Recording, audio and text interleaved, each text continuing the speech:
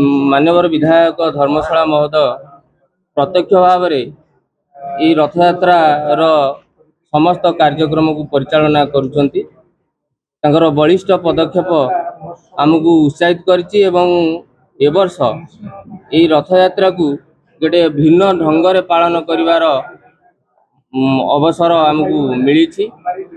आमे गुंडीचा यात्रा रे रथ सहित अनेक सांस्कृतिक कार्यक्रम परिचालित होई रथ जाई माउसीमा मंदिर मुंसिमेलन कमिटीर तत्वावधान रे पहुँचब माउसीमा मंदिर जगन्नाथ जो धर्मशाला हाट तोटारे एवं यही समय रे रास्तार उभय पार्श्व विभिन्न प्रकार सांस्कृतिक कार्यक्रम आयोजन करा जायछि, जहाँ ए वर्ष निश्चय भाव में एक आकर्षण सृष्टि करिवो एथिरे तिले मात्र संदेह नाही।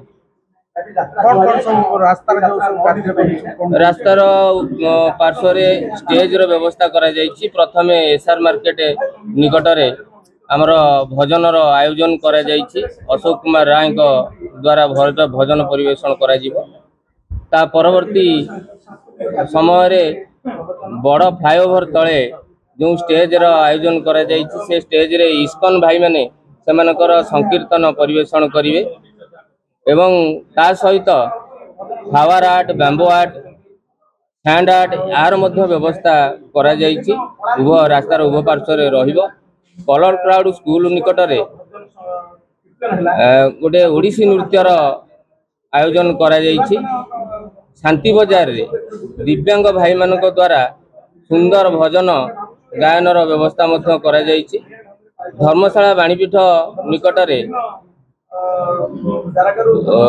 देवदासी नृत्यर व्यवस्था करा जायछि एवं धर्मशाला दुर्गा मंडप निकटरे रखा जायछि भजनर आयोजन करा जायछि। जहाँ धर्मशाला माटी रे जगन्नाथंकर गोटे बाहुड़ा गुंडीचा यात्रा और बाहुड़ा यात्रा गोटे पालन करा जाउछि। आ मु एठारे आईआईसी भाव में कार्यरत मत जेहेतु एठाकू निमंत्रण करा जायछि आ राजा भाव में मु चेरा परा करी निजक धन्य मन कर कारण प्रभु जगन्नाथ कृपारू ये मोर हूँ थाना मोर अच्छे आईआईसी भाव में कार्य करुँची। ए वर्ष मु आमर म्युनिसिपाल कमिटी और रथयात्रा कमिटी उभयंकर मिलित सहयोग में रथ यात्रा को संपन्न भाव में शांति श्रृंखला सहित पालन कर समस्त धर्मशालावासी सहयोग मु कामना करुच्ची।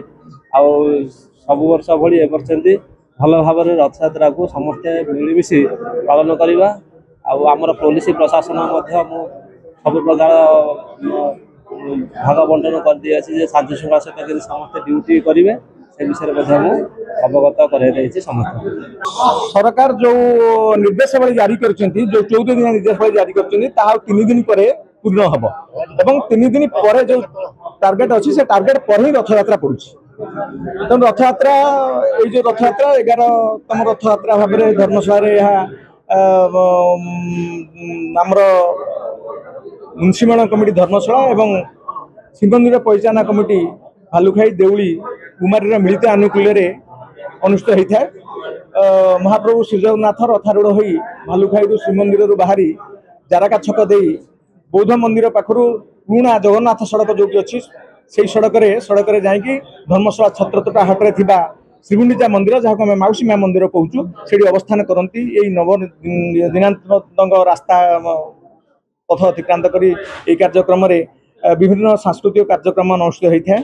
विशेषकर चलित वर्ष माननीय विधायक निर्देश रे जो पुराना संस्कृति पुराना लोककला तापर गुरुत्व दिखाई गोटीपुଅ नाच हो बाड़ी लौड़ी खेल हो इस्कन कीर्तन हो एवं भजन संध्या प्रवचन पाला परिवेषण ये सब को विशेष गुरुत्व दिखाई ध्यान दिखाई एवं समस्त प्रकार कार्यक्रम को सुचारू रूपे परिचालना करने आम दुई उभय कमिटी संपूर्ण बंदोबस्त करिछु। नीतिकांति कथा जदि कहबा श्रीमंदिर बड़ी भाव में नीतिकांति ठाकुर विजय समस्त नीतिकांति आमर समस्त नीतिकांति पुरीर महाप्रभु श्री जगन्नाथंकर जो नीतिकांति अच्छी ताको तो संपूर्ण आम ठीक माने अनुसृत करें ना ताले से नीतिकांतिर जो मुख्य 5टी अच्छी जे बालभोग मध्याह्न धूप